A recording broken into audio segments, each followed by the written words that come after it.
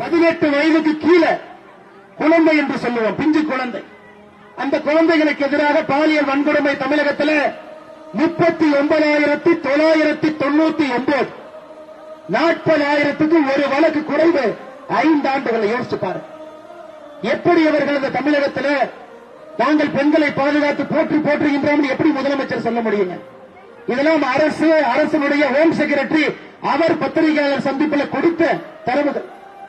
இந்தியாவில் எங்கேயும் இல்லாத அளவுக்கு தமிழகத்தில் குழந்தைகளுக்கு எதிராக பாலியல் வன்கொடுமை ஹையஸ்ட்ங்க. மூதாட்டிகளுக்கு எதிராக ஹையஸ்ட், பெண்களுக்கு எதிராக ஹையஸ்ட்.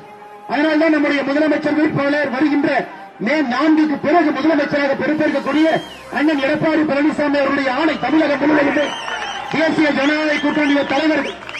அதை பாருங்க, ஒரு முதலமைச்சர் வேட்பாளர் எதை முதல் ஆர்ப்பாட்டமாக அறிவிக்கிறார் அப்படிங்கறத வச்சு இந்த முதலமைச்சர் வேட்பாளர் எப்படிப்பட்டவர் நம்ம தெரிஞ்சுக்கலாம். தமிழகத்தில் எத்தனையோ ஆர்ப்பாட்டத்தை அறிவிச்சிருக்கலாம், கூட்டணி கட்சி தலைவர்களை பணித்திருக்கலாம், நீங்க எல்லாரும் செய்யுங்கன்னு சொல்லலாம், அவருக்கு உரிமை இருக்கு.